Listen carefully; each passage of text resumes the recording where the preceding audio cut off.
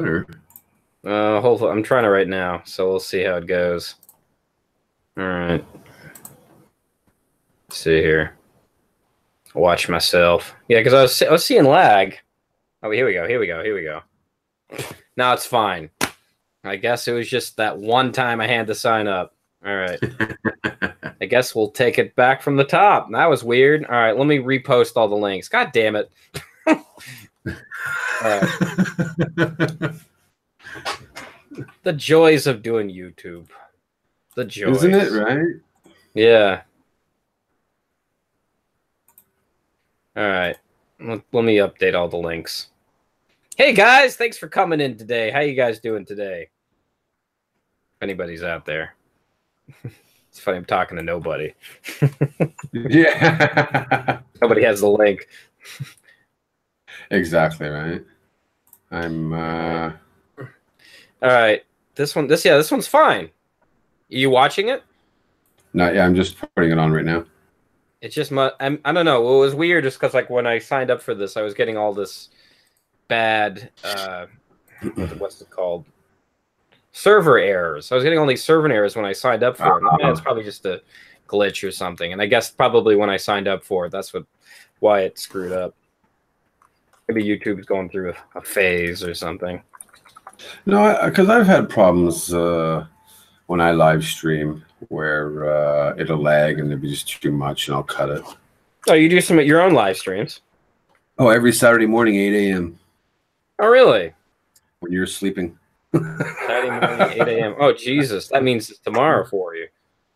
Yeah, yeah. Why do you stream? Why do you only stream at that time? Well, for most of my subscribers, it's convenient. It's about what 7 p.m. Eastern in America, 4 p.m. Pacific, about midnight in England, and about 10 o'clock in the morning in Australia area. So, and if anybody's up in Japan, great. So, I try to be as worldwide accommodating as possible. So it's kind of like a hangout session, just basically.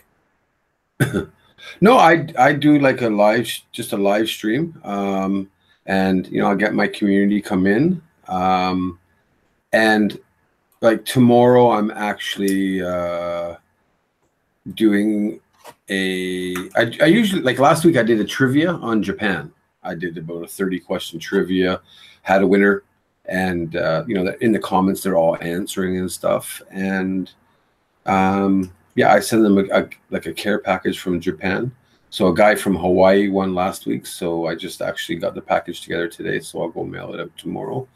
Oh, tomorrow's awesome. Tomorrow's live stream will be about countries. So wait, you have on your website, I saw like you have candy and stuff that you sell, not only just your merch of your t-shirts and stuff. Yeah, I have basically, I got my merch. But I also, those are all Amazon affiliate links though. So when you go to my store, it when you click on Japanese candy or Japanese kitchen knives or things like that, it'll take you to Amazon checkout, not to TokyoDrew checkout. Okay. So I've actually integrated Amazon affiliate links into my store. Okay, I got you. So the only problem is you can't buy one of my t-shirts and that candy at the same time. You have to purchase it in two different checkouts. But I got you. People don't seem to have a problem with it. So, but interesting. My store is all Japan, right? So I'm not going to sell something from the U.S., right? So yeah, it only makes sense, right? Yeah, of course, right? So okay, so moving on. I'll probably just Frankenstein monster this thing. I mean, hey, go for it. Said the intro, and I'll just keep. Well, I don't know. Fuck it. I'll do the intro again. All right. All right. Welcome to another edition of Why Come Japan. I'm your host, Mr. Rad, Mr. Radrey, Mr. Rad Culture, whatever it is you call me, on the show where I interview creatives here in Tokyo, where I ask them philosophical questions. And today on my show, I have YouTuber, website aficionado, and Canadian TokyoDrew. Welcome. Good evening. Thanks for having me. Yeah, thanks for being again. Yeah, I know, right? I know. It's 2 streams in one night. Yeah, for what TokyoDrew was talking about, if you missed us a few minutes ago, we were having a lot of laggy and problems with the last stream. So hopefully this one's fixed. And if you want to send some comments, you can do so on the side below. Hopefully, if there's any other issues, just throw us something in the chat there. All right. Well, thanks for being on the show. Well, it sounds like I'm ending the show now. Why am I using that tone of voice?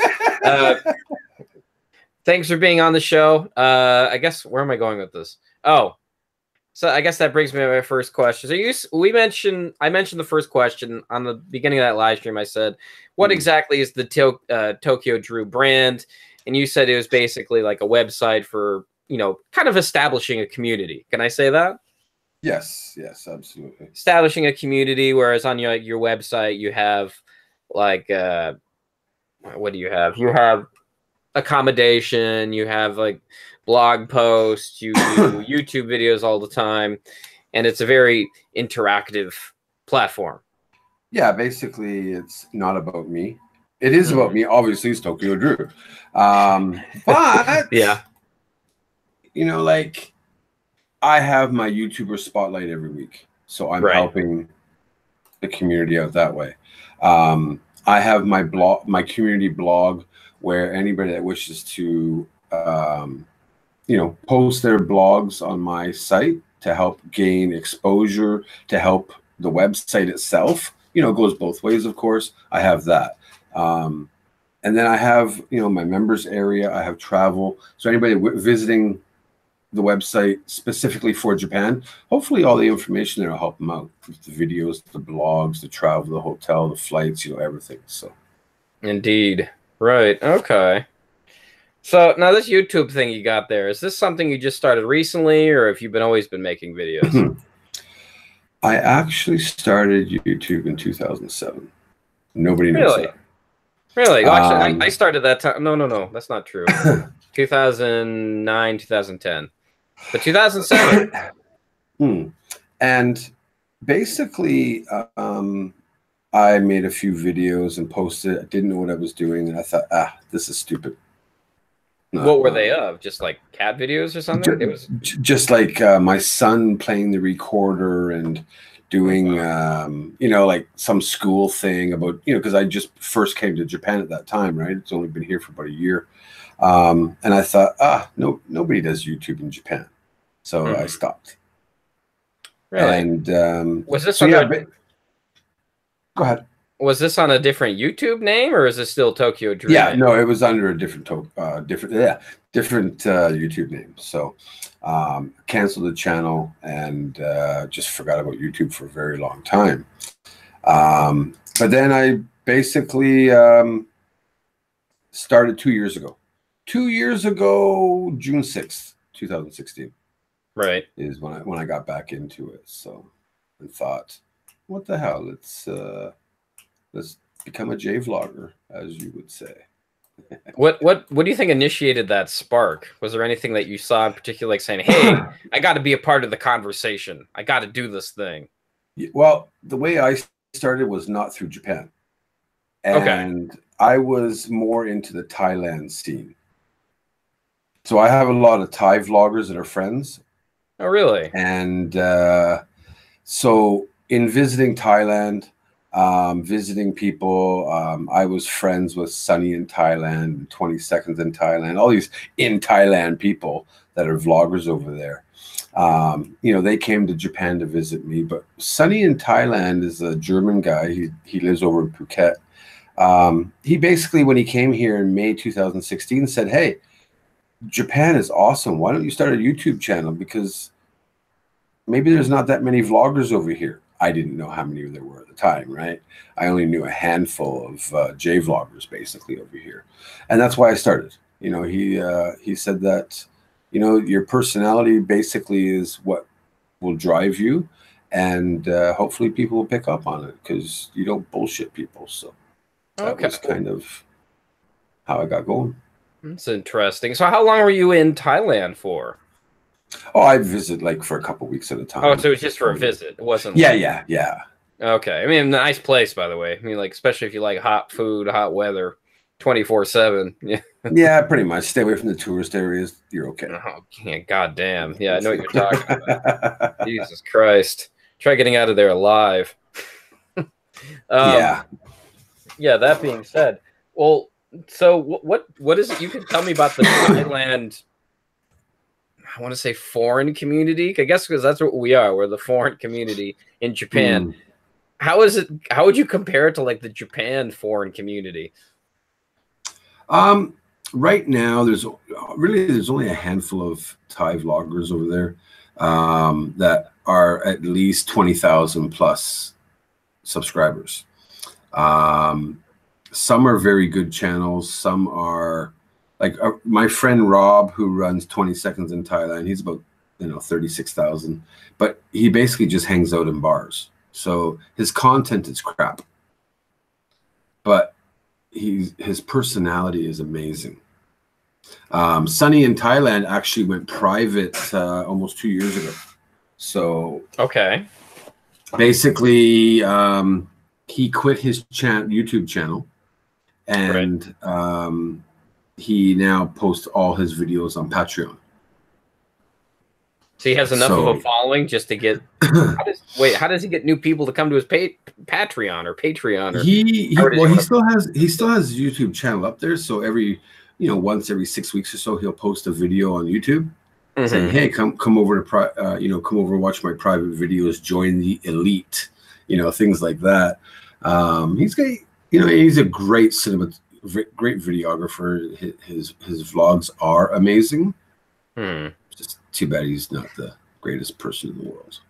But yeah, he basically charges $10 a month. And is that TokyoDrew throwing shade? Oh, pretty much, yeah. Okay, all right. Yeah, basically he charges $10 a month, and he posts about 10 videos a month. So you're getting $1 a video on Patreon. What do you think What do you think the appeal of his channel is, or Patreon, or whatever? I think it's I shouldn't say I think it's all sexpats. Okay, all right, that makes sense. I don't know. I don't get the whole sexpat thing. I really don't get it. Neither do I. I mean, like, I just I don't know. It's like I don't want to see somebody. I don't want to see somebody's genitalia. I'm always worried I'm going to see that. I don't want to look at this. It's like if I could do that, I'd just watch pornography. Yeah, I don't need pretty much, right? Or maybe, I guess maybe it's a more vicarious experience. Maybe that's what it is. Well, but yeah, I'm not associated with Thailand anymore. So. Oh, so you used to be? I used to be. Now. Is this association a secret, or no, want to talk just, about? No, we just don't talk anymore. Okay. I don't associate myself with the Thai vlogging scene. Too much drama. What got you in touch with them in the first place? Years and years ago, when I was researching to go to Thailand for the first time, just YouTube and the videos. So it's that easy? Yeah. And then when I visited, like, Sunny, he has a restaurant over there, and just, hey, can I come hang out at your restaurant? And people, I don't know, people just love the guy. So they would go and feel like, oh, I'm meeting a YouTuber. What you do, you're just meeting a human being. But yeah, but they had this little click, I guess you could say. Okay. And they got me into it. And I got out of it fast because I started getting haters, and I'm not all about that. So, you look at my channel, I don't have any negativity. Yeah, you really don't. I was surprised by how positive it was. But then again, I don't know. On YouTube, it's like you can delete comments, you can hide comments, so it's... yeah, you could do all that, right? So wait, you made a bunch of Thailand videos, and you're receiving a bunch of hate? Oh, no. Just being a part of the community, I guess you could say. Oh, so like people would be throwing shade your way if just by being in somebody's video. Being associated with them, yeah. What was like the main hate comment? Stuff about like, I mean, if you don't want to get into it, it's fine. Oh, no. I think a lot of it was just because a lot of the Thailand vloggers are nomad type style people, you know. Right. So of course they're on Patreon. So you get the people that are calling them e-beggars. Oh, you're an e-beggar, and all you're trying to do is get money. And like right now, Rob, he's probably got about a couple hundred Patreons. He lives in Thailand off the support of his Patreons. Who's Rob? 20 seconds in Thailand. Oh, okay. I'm just like, this whole feels like it's over my head. Right? So basically, you know, people, if I'm associated with that, now I'm an e-beggar. Now I am a bad person, and so I just got out of it. So that was it. So that was like a short stint of your life. There's drama everywhere. Well, of course. I mean, going back to the whole Japan vlogger thing, you said that like when you went to Thailand, if you just saw somebody on the internet, you could just go and meet them. Would you say that's kind of similar here in Japan? Would you say like saying, hey, well, I mean, I obviously can't say, hey, look, it's abroad in Japan. I'm going to go chat up that guy and go meet him, which is probably right, Chris. Yeah, because Chris doesn't come to Tokyo. Nagoya or something? No, he lives up north. Oh, that's right. Sendai or something. I don't know. I can't watch his videos because like they're too well produced. I'm like saying, no, bring back the amateur. I love the amateur quality. Right. Like I will say that Chris Broad is one of the better videographers in the Japan scene. Right. Obviously, everybody knows him. He's done really well for his channel, what he does. I like watching his videos because they are just that good. Oh yeah, but that's that's not the direction I want to be. But there's so many different things in Japan. Like, too much. Okay, well, so wait a minute, right? Remind me again. You started vlogging in Japan because why? Because at the time in 2006, I didn't know how many Japan vloggers there really were. So I thought there was an opportunity to vlog about Japan, but not make it look, oh, you need to visit here because it's amazing, right? Like a lot of vloggers do that. Yeah. And there are, I even do it in my videos too, but I want to be more, hey, let's walk down the back alley because this is the real Japan.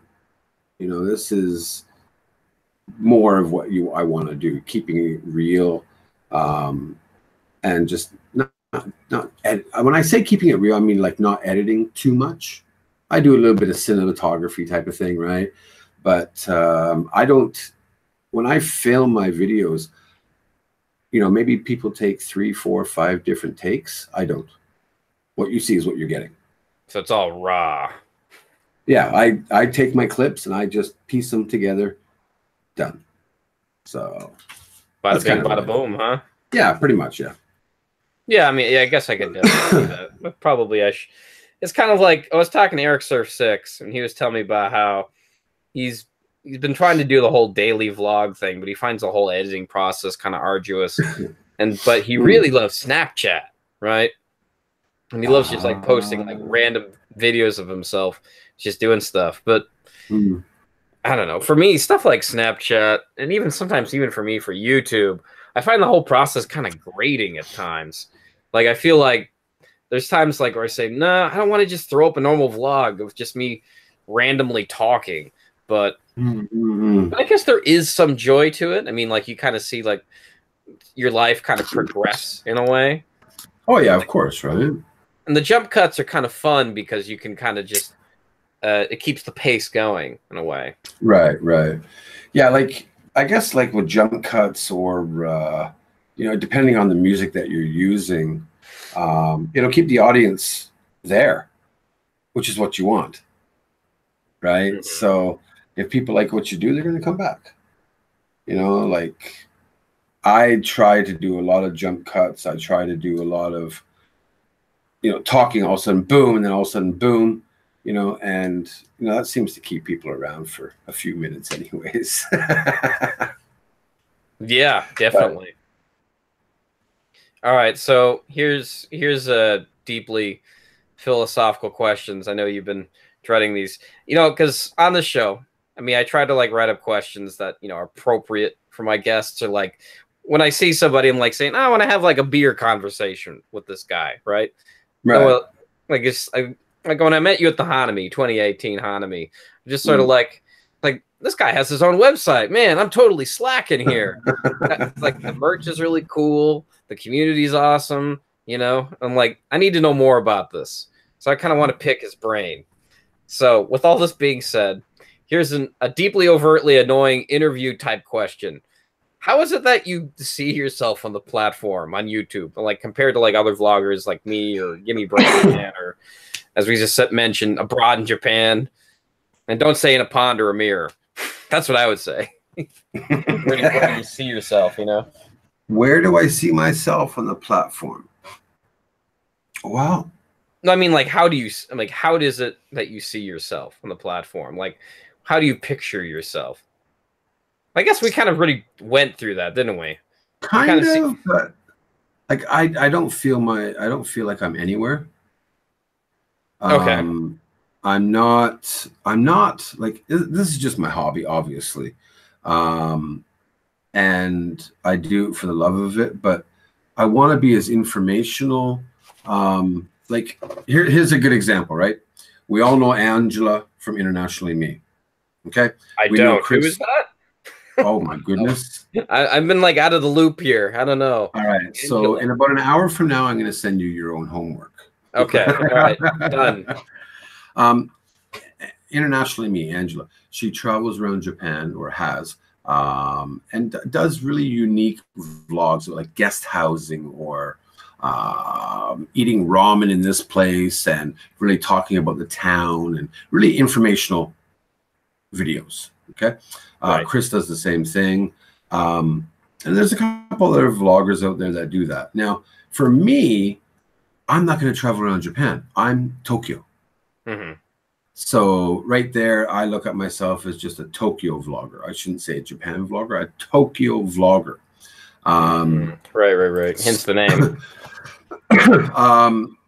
There's a thing like, let's bring up another name, Aussie Awesome. Aussie. A lot of his vlogs are friend of the show. Yeah, right. Vlog specific, where he will go and do the Kawaii Monster Cafe. Mm-hmm. Well, I don't go into these places. I might stand out front saying, yeah, here's a Kawaii Cafe. If it's your thing, great. If it's not, actually, it's too expensive, so don't bother. Robot Cafe, don't bother going. You used to work there. Something.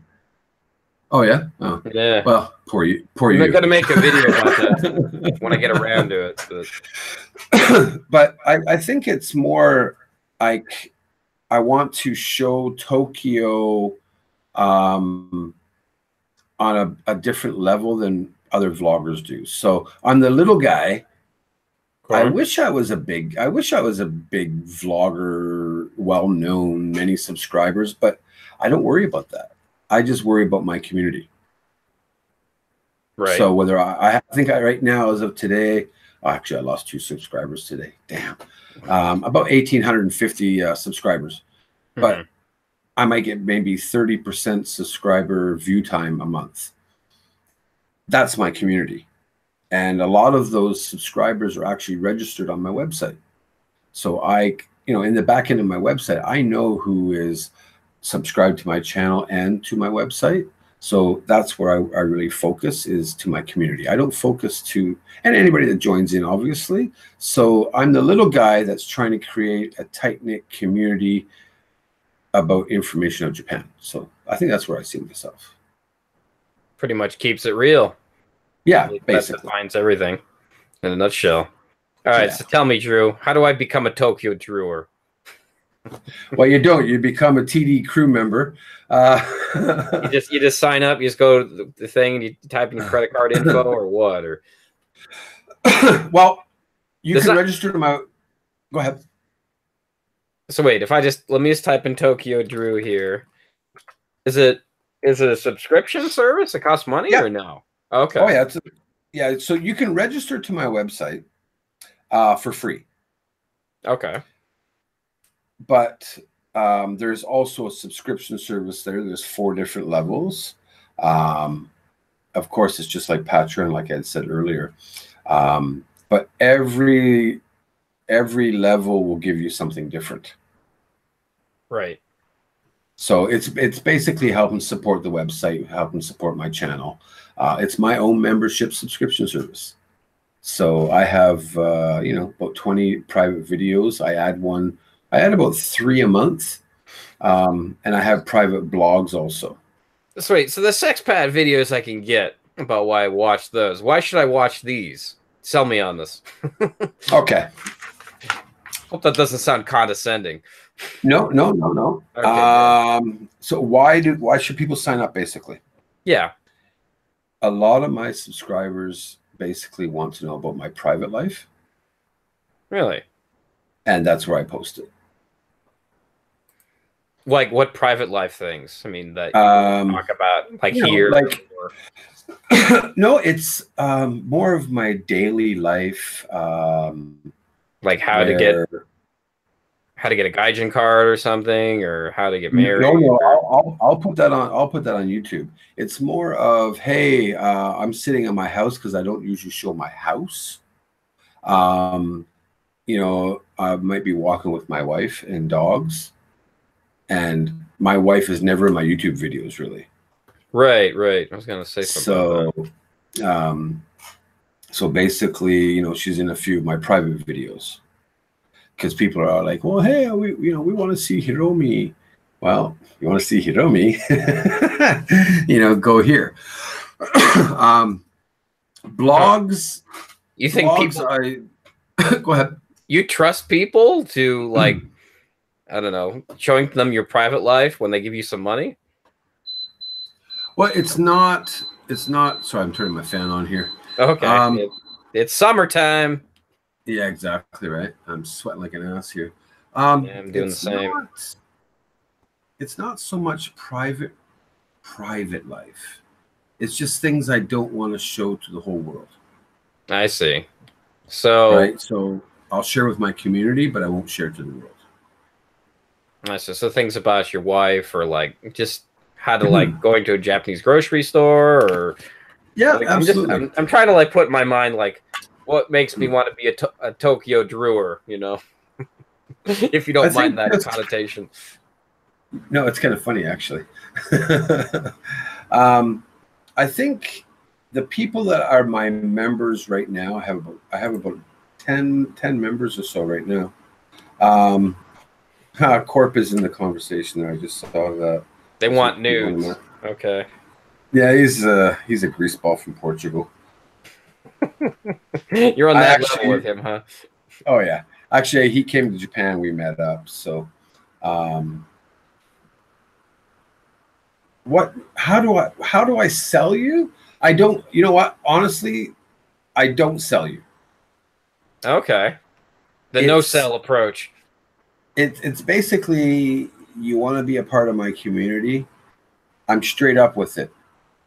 You're going to get private videos, whether it's like I'm going onto my website right now, TD members, because I have access to it.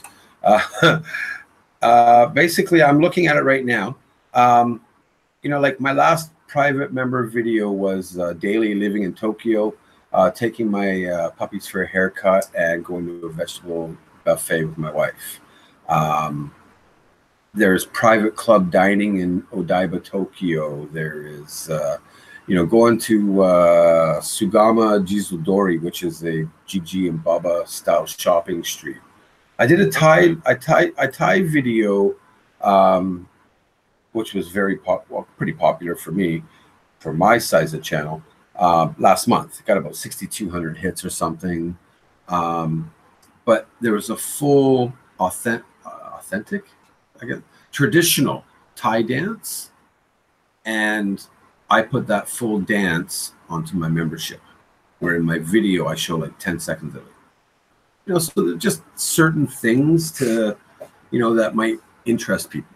So it's not just my private life. Okay, so a lot of it's mostly about the community. It's like a real Right. close-knit community. Pretty much, right? Like I have my 50 things about me vlog on there, and then just a couple of cinematic vlogs and daily life things on there. So if people are more interested about the TokyoDrew community, what I do in my personal life, because people on the internet, that's what they like to do. They want to get into know you. Well, here's the membership. That's how you can help support me. I will show you more of my life instead of just what I do on YouTube channel itself. So I hope that sells you. No, it totally sells me. I mean, like, what it makes me wonder, it's like, I don't think if I clone myself, I don't know if I would be interested in joining my own community. But then again, I'm sitting here thinking about it now. Like maybe I would, you know, because sometimes I want to like get out of my shell and join other communities and meet other people. Right. And I'm like, it's kind of hurting my brain here. I'm like thinking, wait a minute, I want to do this, but I'm wondering, why do I do this? Do you know what I'm saying?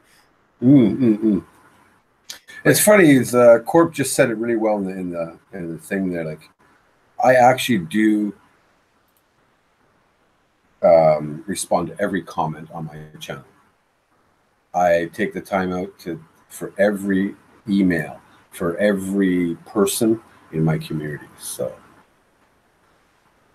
just make a community, man. It's all about the community. So where would you say you built your community? Just on YouTube? You're just making like random videos, or you're like saying, "Hey, I like to," like I've seen a few of them where like you tried the latest Crystal Pepsi or something, or one of those clear drink phase or fad that they're having here in Japan recently. You know what? I did that, and I did the spicy nuggets the other day. Just something to do. Just to be different. Just for the sake of something different. Okay. Just for something to do, right? Yeah, I think more of the thing that I like to do is just Tokyo. I don't know how to say that. So yeah, no. I mean, it is kind of hard. Like, you think about how hard a job interview really can be. I don't know why all these questions just turned into like job interview questions. I don't know why that is. That's just the way it is. Like sometimes you have some guests and you know exactly what questions to ask them. You're like, oh, I want to talk about this, and I want to talk about that. You know, right? Which I guess brings me to my next question. What are some of your favorite YouTube videos out there? YouTube videos, YouTubers. I guess both. I mean, do you have any favorite? I guess YouTubers. Okay, my favorite YouTubers right now, Norm, Tokyo Lens. Oh, right.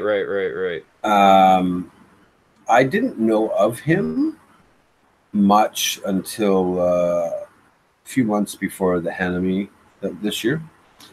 Meeting him at the Hanami, him and I talked personally for about 10 minutes. We actually met up in the Sakusa at the Sanja Matsuri, had beers. Very inspirational guy, young guy. We're actually from the same area. We actually worked at the same restaurant. Toronto? We were teenagers.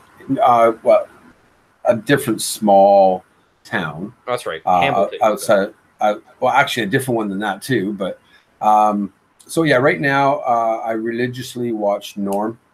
But I was actually in Simon and Martina's live stream tonight, and they were like, "Hey, Drew, how are you?" So it was nice to be recognized by a 1.3 million subscriber channel like that. But I actually prefer small channels because they put the work into it to try and grow. They want to be a part of collaborations in the community and really reach out and stuff, where I find that bigger YouTubers can't be bothered. So I'm more into like I watched Oshare Girl Jen. I watch, oh my god, internationally I watch Tikio Sam. I've been watching him for the last few years. I don't like his motorcycle things much anymore. I don't like it either. I mean, if you want to hang out with him, it's cool. But sorry, Sam, if you watch this later on. He left. He got upset about the lag. But if he does come back and watch, like I do watch, listen, skip a little bit. I don't usually skip videos actually, but on his motorcycle, it just drives me nuts. But yeah, wait, what drives you nuts about it? It's just a 20-minute talk on his motorcycle. Oh, okay, all right. Whereas, like he used to be more charismatic, I guess you could say, in actually going to Roppongi or remember a couple of years ago he did the Pokemon thing, kind of things like that, right? But TokyoDrew is another up and coming vlogger. Like her and I are probably going to get together in about another 10 days or so and kind of do a collab where I'm hoping anyways, where she's going to take me to one of her places and I'm going to take her to one of my places for the shock value. So, which my place is just the hub. That's all it is. It's the hub, which I'm well known at. They got good gin and tonics there. They do. And but yeah, other like as in videos itself though, I like the laundry videos, to be honest, from Victor. Like Gimme Break Man. Yeah. I love it when he gets his laundry videos going. Wait a minute, how is that different from like the motorcycle video though? Like Sam's motorcycle video. Because you don't see Sam. Oh, I see. It's a little bit more. It seems a little bit more interactive, and honestly, with Victor, I count how many times he actually takes a sip from his Chuhai. It's kind of funny, but religiously, Tokyo Tuesdays is Tokyo Lens's thing, where every Tuesday he posts a video, and I get notification. I'm subscribed to over 160 channels of J vloggers. Would you say you're thick as thieves with Tokyo Lens right now, or not really? You're just kind of acquaintances. Oh, acquaintances. Oh, okay. Like, how many people would you say you're actually friends with from YouTube? Would you actually say they're friends, or you would mostly say they're acquaintances? I would say they're all acquaintances. Really? Yeah. I guess we were kind of meeting for the first time here, you and I. Right. I remember you and I chatting at the Hanami on and off briefly for a couple hours, and that was about it, right? But yeah, I think everybody is just acquaintances. Like me and Sam, we're really thick as thieves. I mean, like there's other YouTubers I'm really close to, but there's other people like who I just meet for the first time, like you yourself, and I'm like, I don't really. I mean, I'm asking you all these kind of interview questions because my degree of separation from you is pretty high. Honestly, I would love to meet Sam. I'm sure you could. I could arrange it if you really wanted to. There's a little bit of weirdness in your face there. You could say that.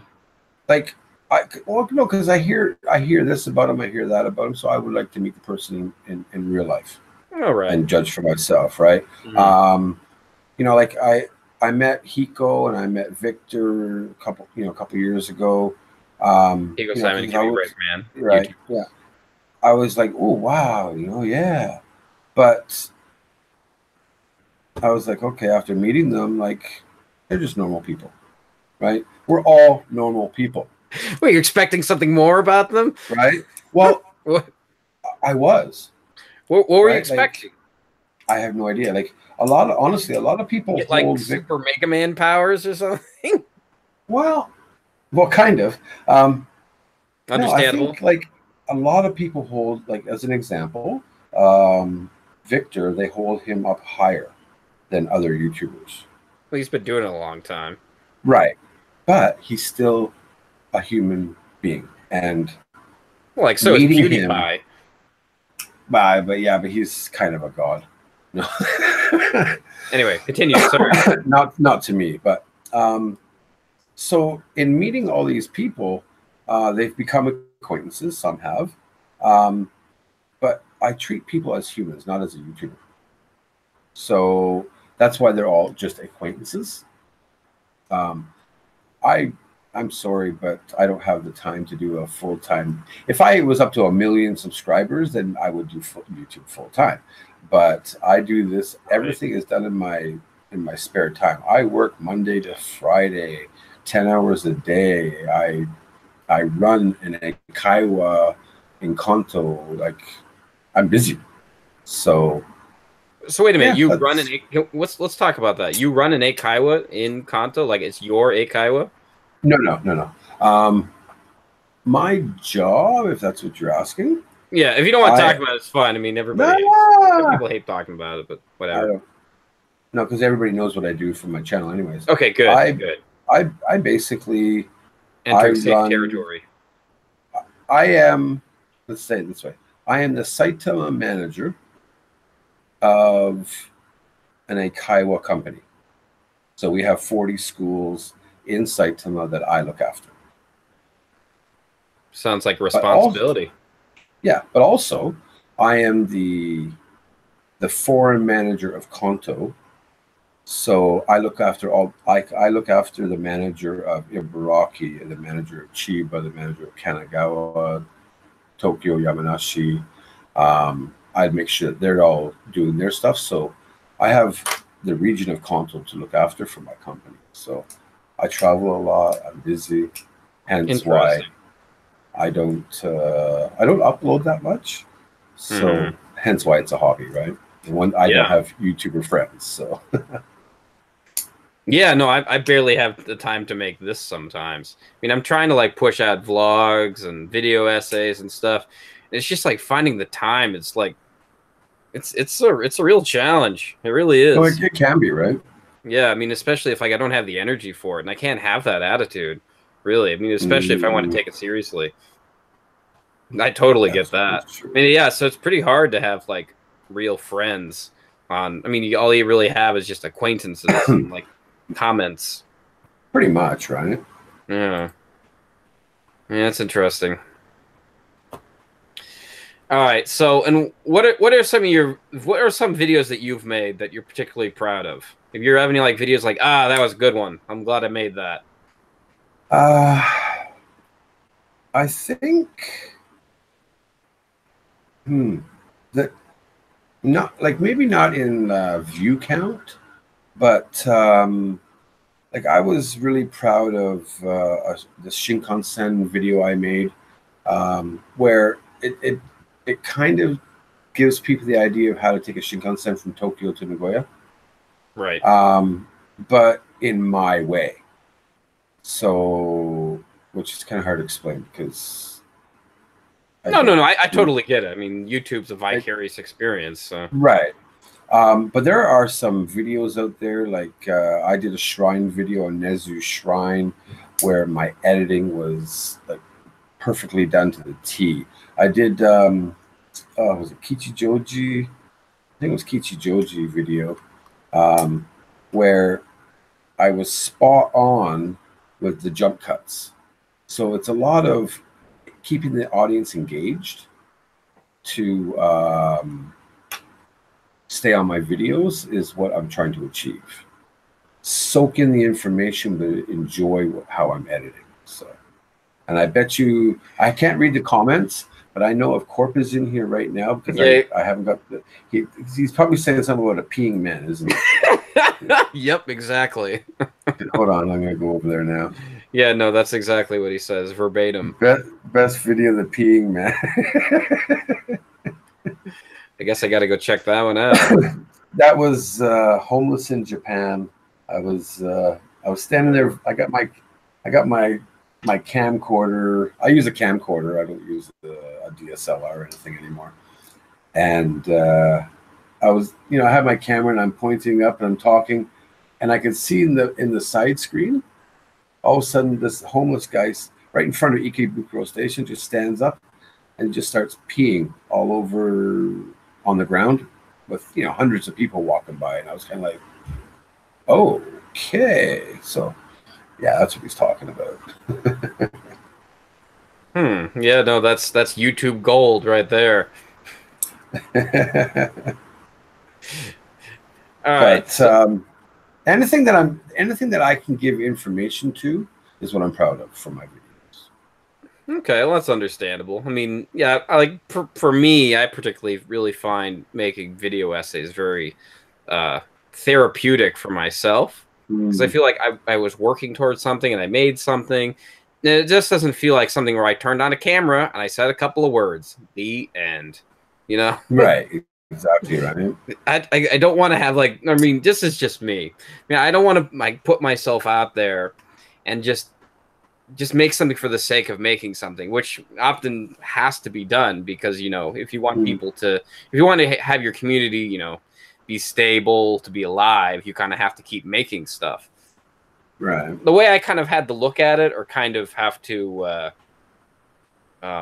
metaphorically understand it, because sometimes it's best for me to understand things best in metaphors.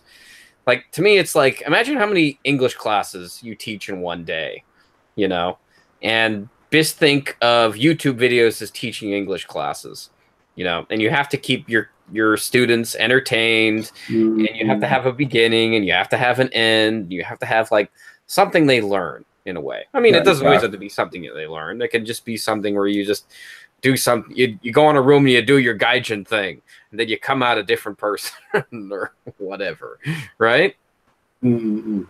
You think Yeah, would you agree with that? I mean, I told this advice to Sam. I mean, TK Sam, and he loved it. I didn't think. I just thought it was just like that was just my opinion. I don't know.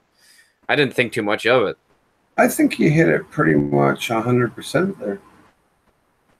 Like Stop! You're it's, making me blush. well, you don't look red yet. Yeah, no. Well, hopefully the audio, the this version on iTunes, they can see it or they can hear it. They can hear the blushing.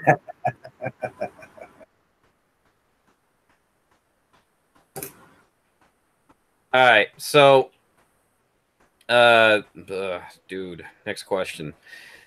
All right, Dude. yeah. So as a YouTuber who's been doing this stuff for years, I mean, excuse me. So as a YouTuber who has been doing this stuff and seeing this stuff for years, I personally get a bit overwhelmed and sometimes exhausted. Do you ever feel like out of your league or out of place with like YouTube videos nowadays? Because like personally, I mean, I kind of feel like sometimes I look on there like, man, there's so much oversaturation. Everybody's doing this. Like I always feel like I'm like a pony in like a circus, and like everybody's doing the same damn trick. And like, okay, well, how do I make my trick unique? You ever feel this problem Every day. every day? And this is something that has been talked about with a few vloggers around. It's a Okay, I'm little bit, interested to hear this. it's a little, I'm not bitter about it, but Well, yeah, I don't want to be bitter about it either, mm, but I sort of like it's just I don't want to feel like this redundancy, but I mean sometimes you right. kind of have to follow these formulas because A, they work, and as tacky as they are, but Well, I you know, think like, so there was a vlogger about a month and a half ago or something who said J vlogging is dead. interesting. Thank you, Mm. Frederick Nietzsche. Frederick And basically, the kid had a point about Tokyo it. Nietzsche. Um, but and a few vloggers like Tokyo Lens, Tyler from Doga TV, I think Victor from Give Me a Break Man actually commented, like the creativity needs to change. Everybody's doing the same. Everybody's doing videos about Akihabara. What's the difference? So this, to answer your question, um, like, how do I say this? I'm not out of my league, but because I think I put a bit more of a different spin on it. Like I'm not going to tell people, oh, you need to come to Akihabara. Well, come if you want, but while you're here, hey, this is what I like. Okay, so that's one thing. Creativity needs to change, but the reason I feel out of my league is because there's so many great people out there with a good following that just have that likability. So I guess my point is that we can all do the same video. People will follow you and like what you do because of your personality. And hopefully people like my kind of laid back, hey dude, Canadian style personality. And that's what I'm trying to grow my channel on. Not being how do I say it? Like not trying to be a J vlogger per se, but just be TokyoDrew with my community. just be yourself. Pretty much, right? Like I'm not going to be out running around throwing Pokeballs at people, doing these goofy things. I'm not going to be a drama-filled laundry video, even though I love them. I'm not going to do this. I'm not going to do that. But at the same time, I am going to copy other people, but still do it my style. Keep it real, keep it raw, staying true to myself. Those are the 3 words I have my videos with. That's what I believe in, that no matter what you do, people will like your personality or they don't. But for me, I think I'm getting into the rhythm of things. So I feel like I'm out of my league, but at the same time, I'm starting to fit in a bit better. Because people actually see that, oh, hey, this guy's not bullshitting me, or this guy is just keeping, I keep saying keeping it real. I say that 100 times a day. Like it demands reiteration, Drew. It does. Right? Like it's just, I'm a Canadian. So you got to understand that first. Do you ever have, I got to ask this question. I'm sorry. Sorry to cut you off. Have you ever had a Canadian standoff? No. Do you know what that is? No. I was listening to some other podcasts, and they were talking about this thing called a Canadian standoff, where they're holding the door open for somebody, and they couldn't, like, you know, either of them, they couldn't go inside the door at the same time. She's like, no, you go first. No, you go first. No, it's okay. You can go first. No, you go first. Oh my God, I've never heard of that. No, I don't know. And that's the way they described it, a Canadian standoff, like where he opens the door, and they couldn't determine who went into the building first because they both wanted to be polite. I actually understand that, because a Canadian standoff would actually be holding beers and who opens their beer first. That does sound like Canadian standoff. That's the Canadian standoff. Like the way the Canadian standoff ended in that podcast I was listening to, Word Funk is the name. He was talking about, he says he eventually lost, the guy who was telling the story. He said because the guy who was holding the door said, no, it's okay. You can go first. I work here. Ooh, he lost. Ouch. Anyway, what are we talking about? We're talking about identity and the meaning of life. Yeah, and, did I feel out of my existential crisis? Okay, no. Okay, now I remember what I was going to ask you. All right. So some people call this term spinning. Do you know what that means? No, not at all.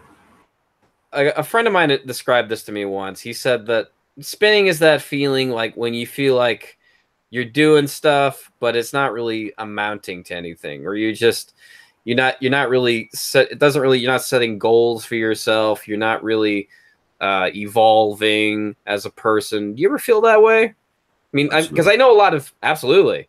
Because I know I have a lot of friends here in Japan who tell me they want to leave just because of that feeling.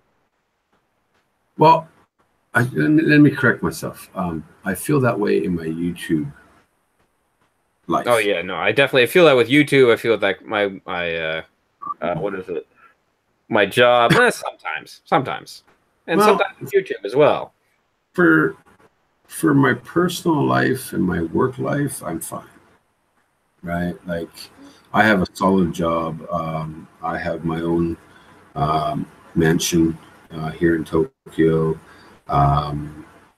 So private life and professional life is good. So I guess the spinning part and all that is just related to YouTube itself, right? So I'm a permanent resident here. Oh, so, awesome. Yeah.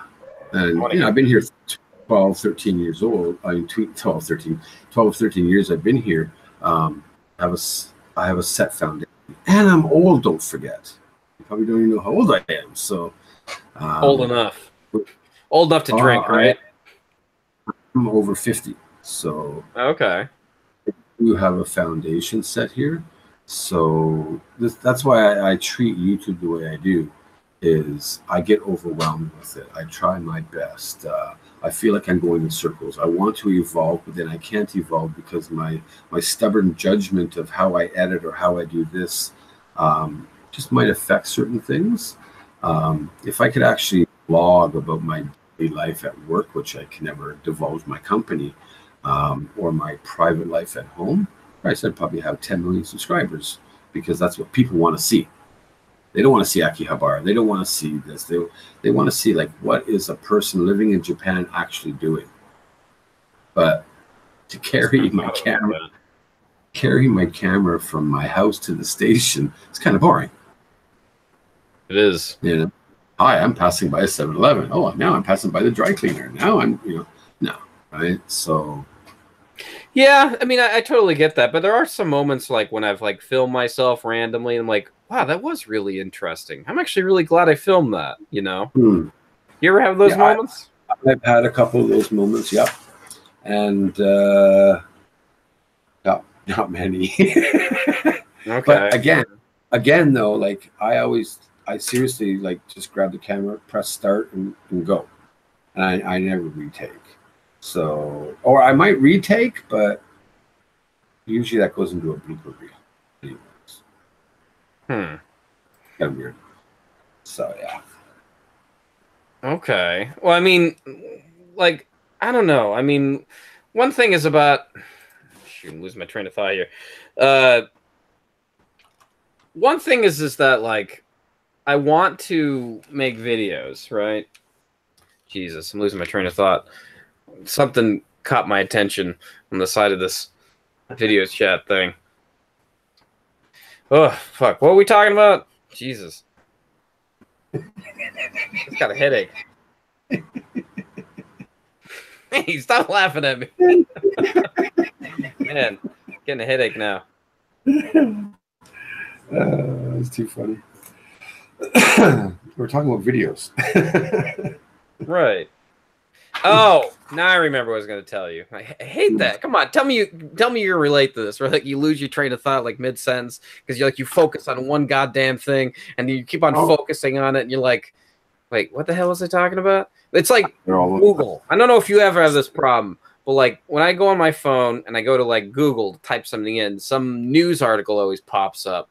I'm like, oh, that's interesting. Kim Jong-un wants to blow up the world. Like, wait a minute, what was I looking for? Exactly right. Like I'm thinking about it for like the entire hour. Yeah, professional interview. I know, A+ interview material. Jesus Christ. No. Yeah. Now I remember what I was gonna say. Is I think I forgot it again. God damn it. The results of spinning. Like when I say spinning, like sometimes when you make videos, you have like a general. Shit, you know what? Fuck it. I don't remember.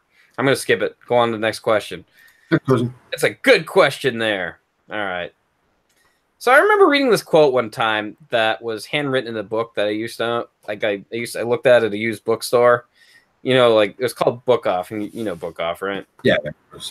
The book was titled. This book I was looking at. It was entitled Pink Samurai by Nicholas Bornoff, and it was signed by the author. I can't remember the name of who it was or who it was for, or whatever. It was like John or something. And it said in the description inside the book said, John, well, it says, one man's Japan is one man's poison. So with this quote in mind, what would you say your poison is about Japan? I mean, if you have one. Oh, man. Yeah, I know. These questions are really deep. My poison. You were like, what is the age-old question? Why did you come to Japan? I mean, that's what this show's called. I mean, right. Why I came to Japan, I cannot share. Oh, this you got to join his membership. Oh, that's good. That's clever. You got me. You got me. Right? It's actually not my membership, but oh, damn it. Yeah. Don't tell people that. No, I think, like I came here for family.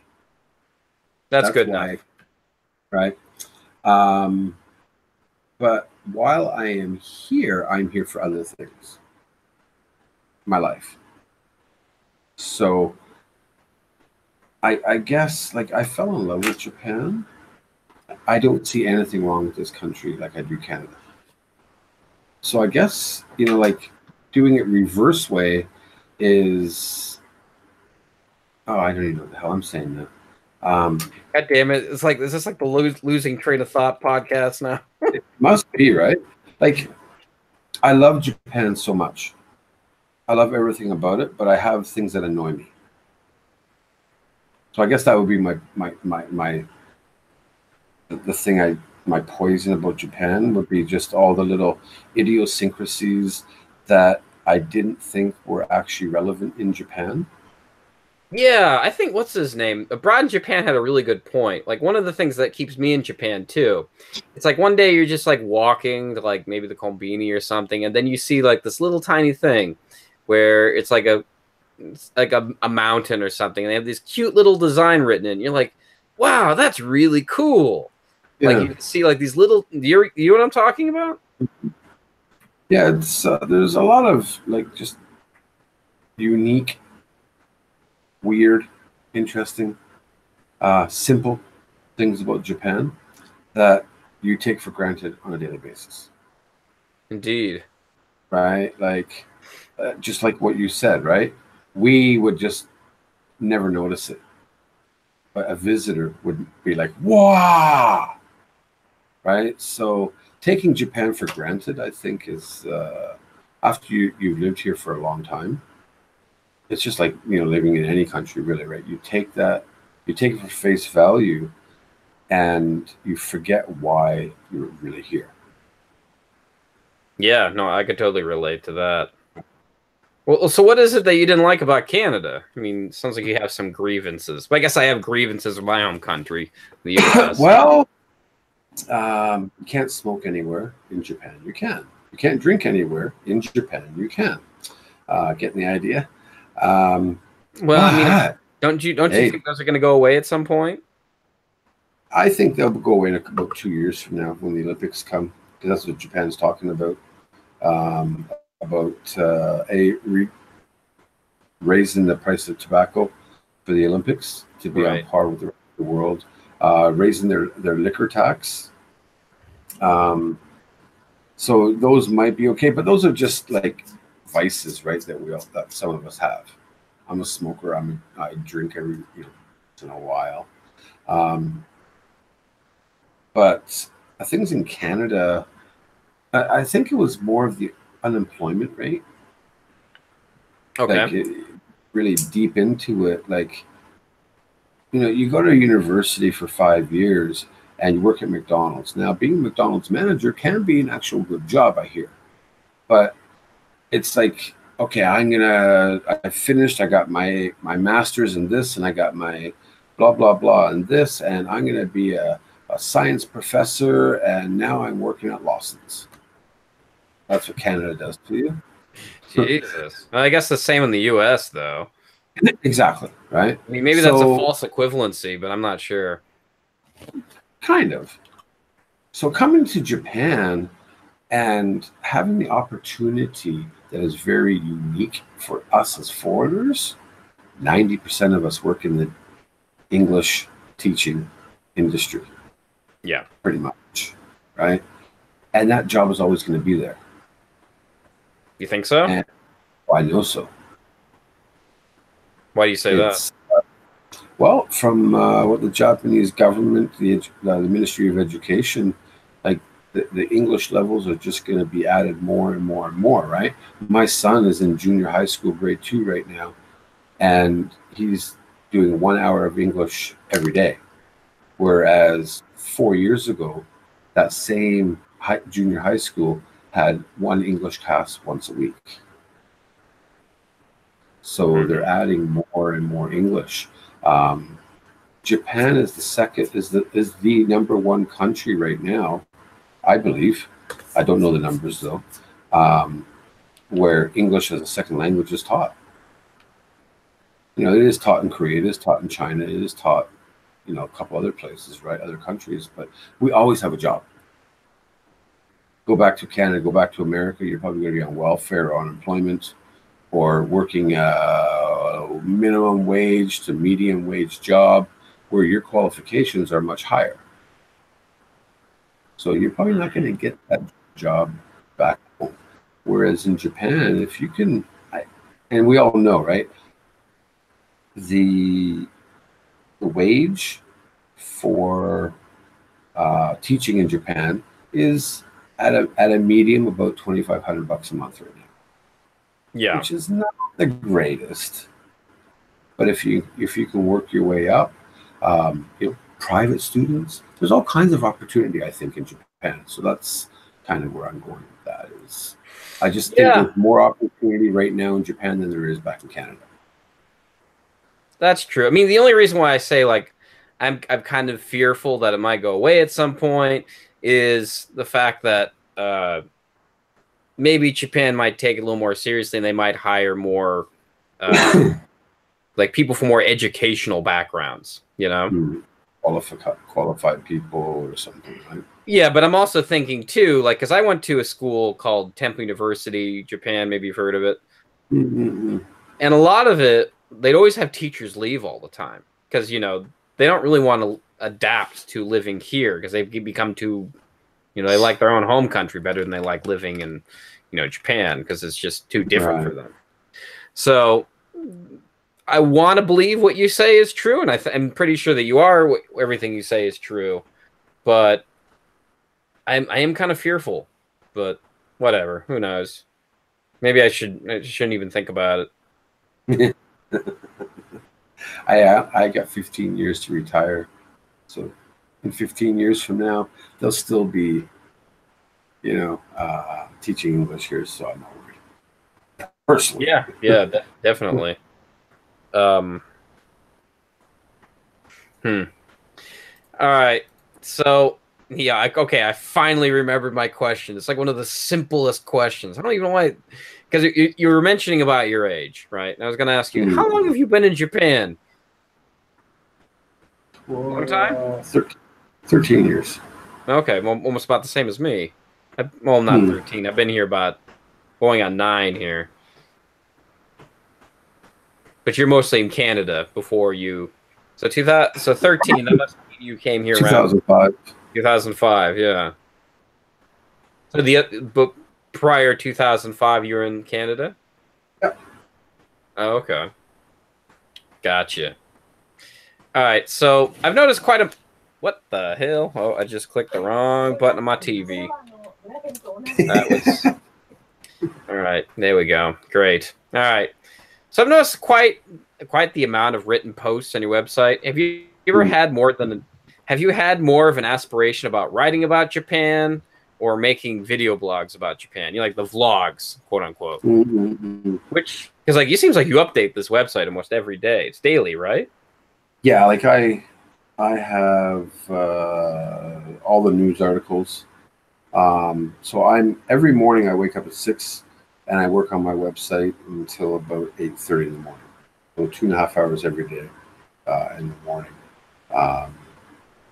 And basically I go through everything just, you know, to make sure that, because I have different sections, right? I got a news section, I got a food section, travel section, you know, blah, blah, blah. All those posts need work, right? So me personally, I would rather stick to more vlogging about Japan, if that makes sense. Where that's what I'm doing right now, actually, is I'm reaching out to my community, and hopefully my community will reach out to their friends and people that they know saying, hey, this guy's got a pretty good website. It's interactive, like with news articles. I'm looking for bloggers right now that want to write about Japan, that want to, be a part of that community, right? So I want to, like, I'll take care of the vlogging. You take care of the blogging, and bring everything together. And that's pretty much what my aspiration is for this website itself. Now, honestly, I tried doing a couple blogs. I'm not sure. I think, let me see here. Do I even have it? So as an example, I'm on my website right now. In the community blog section, my last post was actually June 6th. I got to update that soon. But there was 10 key phrases to know before you enter a Japanese convenience store. I did not write that. A blogger named Tenny Wada actually submitted that because I approached her and said, hey, do you want to do this, be part of the community here, so on and so forth. Awesome neighborhoods of Tokyo, I did. I had somebody write like Tokyo top tourist spots. The only actual in my words where I'll take full credit are the Hub and Akihabara's Wild and Wacky Strange vending machines. I tried blogging, and I really have a lot of ideas in my head, but to put them down on paper is very difficult for me. I'd rather pick up a camera. Yeah, indeed. But, right. But there's a lot of people out there that don't want to watch a video. They would rather read about it. So that's why I'm trying to go both ways. Ooh, that sounded bad, but I don't want to write about Japan anymore. I want other people to do it for me, but take the credit for themselves. I'll do the vlogging, and I guess that's my answer. I guess. Yeah. So wait, you don't actually do much writing on the website. You kind of like, you trade people like articles, and they post stuff on your website and stuff. Or the blog itself. Kind of like what the Associated Press does with news. You know Associated Press, right? Mm-mm. My news section is feeds. Okay. So it's all RSS feeds. So I thought you were going to say more about that. All right. So basically, like Japan Today, Japan Times, the Tokyo Reporter, they have RSS feed accessibility. Right. And basically, I just pick and choose which I would want to display on my website for those, just for the news, the daily news. The rest is done by me. The blogs, the spotlight, all the, TokyoDrew travel, obviously, everything else. But when you go to my website and you see the news section itself, that's just me getting RSS feeds, because I can't do everything. Like Japan news section is, it's impossible. You got to get your feeds from somewhere, right? Obviously, Japan Times and all those big newspapers, they get their feeds from somewhere all, at the same time, right? So it's all just sharing around the community. Interesting. All right. So that about wraps it up. I mean, I think I've answered that's all my questions. All right. So we're about to end the show. Anybody who's in the chat, it's mostly just Corp Q-sama. Thanks for... How do you pronounce his name? Corp Q-sama? Corp Q-sama. Yeah. Corp Q-sama, thank you for hanging around the chat, despite having our live stream kind of fucked today. So sorry about that, guys. Yeah. Thanks for sticking around, those who are still here after the screw up. So anyway, Corp Q-sama asks, what is the most important thing in Japan for you guys? I mean, the deal breaker to be there. Example, if not this, I would not be here. Family. Money.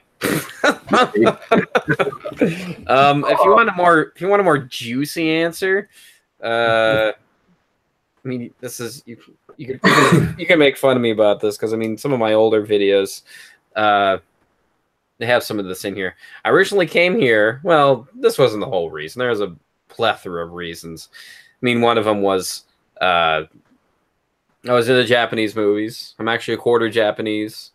I wanted to live somewhere overseas. I had the romantic idea of teaching English over in Japan. That was impressive to me. And I was really into grabbe idols in America. I was a part of these like little groups that had these fan appreciation pages. Right. There you go. Damn. I don't What know. a way to end. Oh.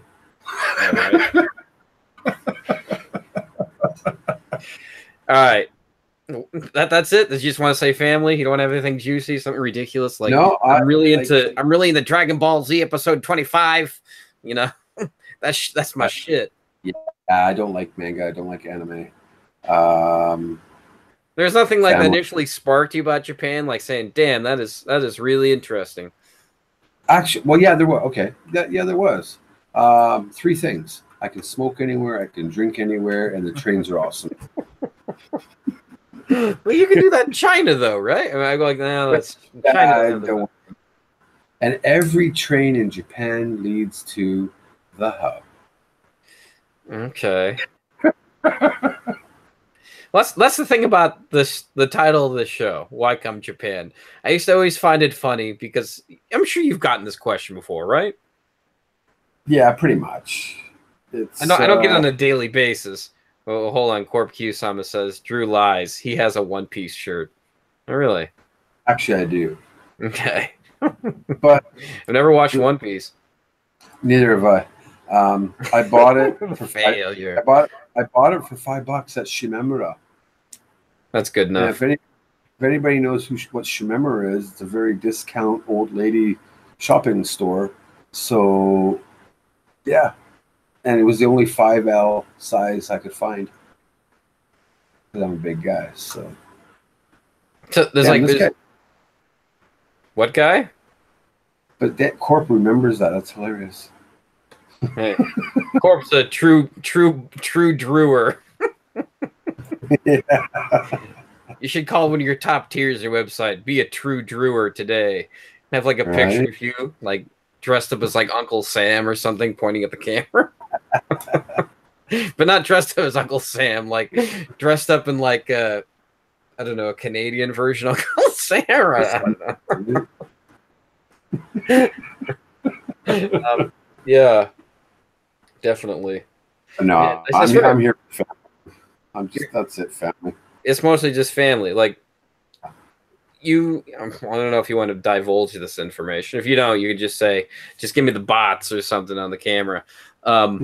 Wait, did you meet your wife in Canada? Yeah.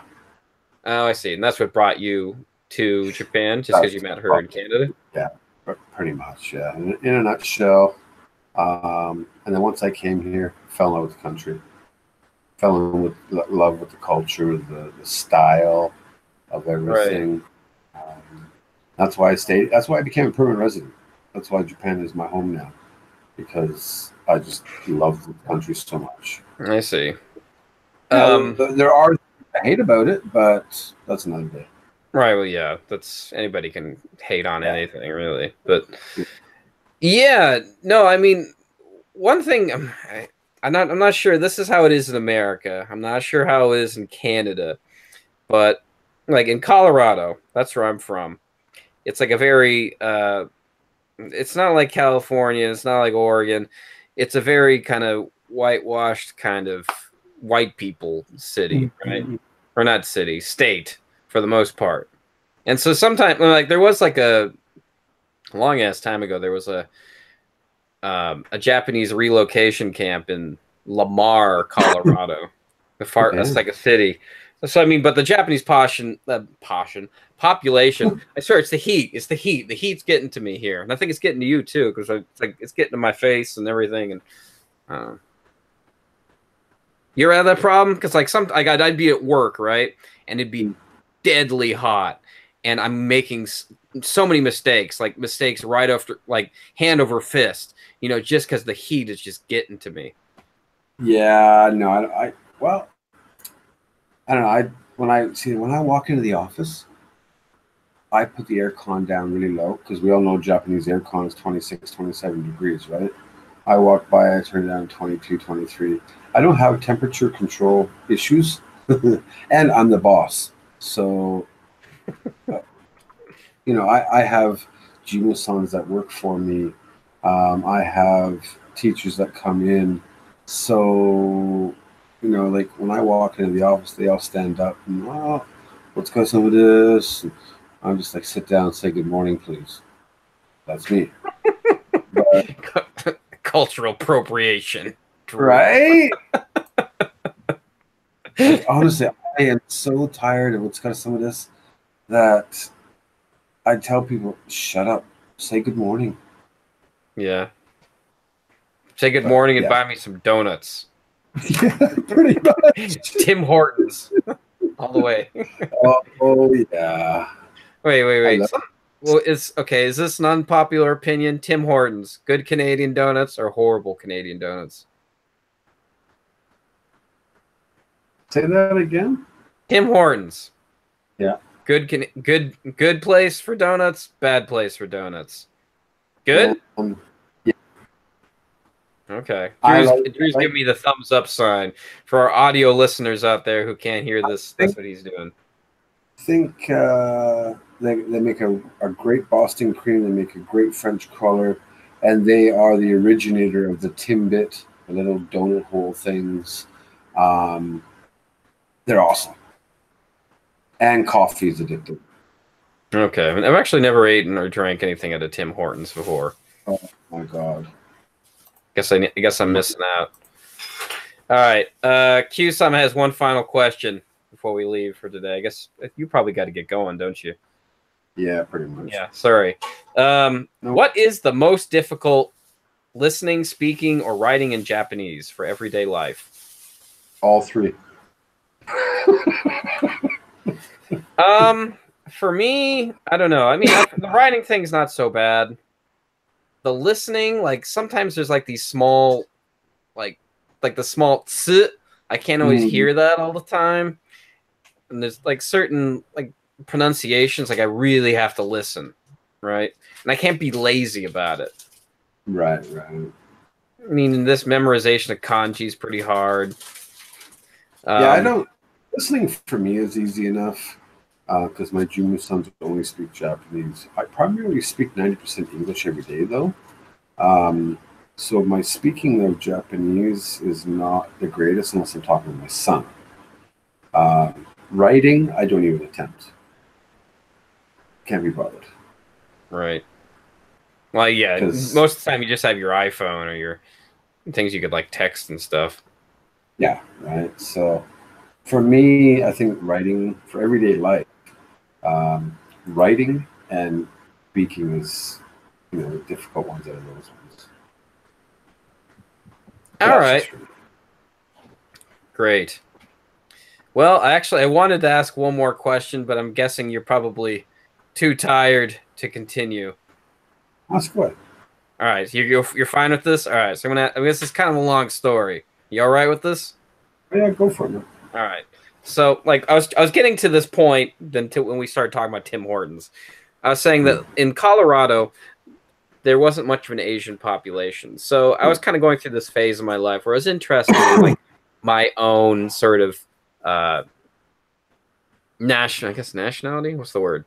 I was interested cultural background because I'm a quarter Japanese, right? And sometimes like there was like a lot of white people in my area, and like whenever you'd see something Asian or like even just people from Asia, the problem I saw was that sometimes you'd have like exchange students, mostly in my school, and they'd always develop in their own cliques, and they never really leave their own cliques. So, did you have the same thing in Canada, where like you have like a bunch of cliques of people? Yeah. So I guess the way this is disguised as the question and meant to be a question for you is, what made you enter that clique?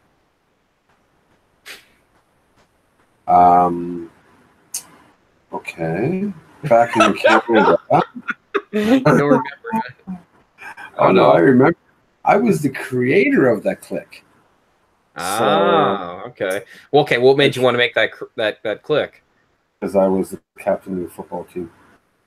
And there's a lot of Asian people on the team, or something, or wait, in Canada they call football soccer. I mean, we call it soccer, but you call it football, or no, what's it called? We call it like American NFL football. Okay. So basically, it's kind of funny is all the cheerleaders were Chinese, Korean girls. It was kind of funny. So basically, we had a group, I guess you could say, of ball players that were dating all the Asian cheerleaders. Mm-hmm. So that was kind of the thing, right? But, 35 years ago in high school, there weren't many Asians still either, right? Like, you had a couple Japanese, a few Koreans, some Chinese, and that was about it. So they actually had, like, the cheerleading squad was 9 girls, where 8 of them were Asian. Like, for a guy with yellow fever, like myself, that was like, oh yeah. So, okay, everybody, you got all that? Drew's got yellow fever. All right, we got it all. So yeah, I guess basically I was the popular cliquey type of guy that basically got all the Asians welcome into the same area, and that's what honestly that's what started me off in loving Asian culture, because I never thought about Chinese culture, I never thought about Japanese, Korean. I want to go here, I want to go there, until I was 15 years old in high school. So is that why you wear the NFL hat all the time? No, I wear the hat because I wear it as a symbol. How many people do you know right now? Think about this. That wear their baseball hat backwards with a pair of sunglasses, that never wear their freaking sunglasses when it's sunny out. Wow, I don't even have to ask that question. Right? Because as soon as you think that, I bet you everybody that knows me will say, Drew. So it's part of my look. It's part of my thing of being TokyoDrew. People always say, like, oh, why you wear your hat backwards? It's stupid. Well, I played sports all my life, so if you want to wear your hat and put a baseball helmet on, or a football, you got to turn it backwards, right? So, but it has to be the NFL, right? No, honestly, it's a Seattle Seahawks hat. I got it for $9 in Hawaii in December. I actually wear a red hat that I'm famous for, and for the last 6 months, 7 months, I've been wearing this one actually. But seriously, I'm the only person in Japan probably that wears a hat and sunglasses in my house, outside. Like, that's pretty much it. So you're not going to start a professional career in rapping or something with that hat? Oh God, no. White wing pants. What about Eminem? He's not bad. Actually, you're right. Marshall is pretty cool. I guess we'll make an exception. Right. All right. That's cool. Anything you want to say before we go? Oh no, thanks for having me. I like chatting. Yeah, no, it was great. I mean, sorry about that mix-up in the beginning. Yeah, well, shit happens. Indeed. All right. Well, I guess that's all. I'm going to put my cursor on the red button here to push stop. And we are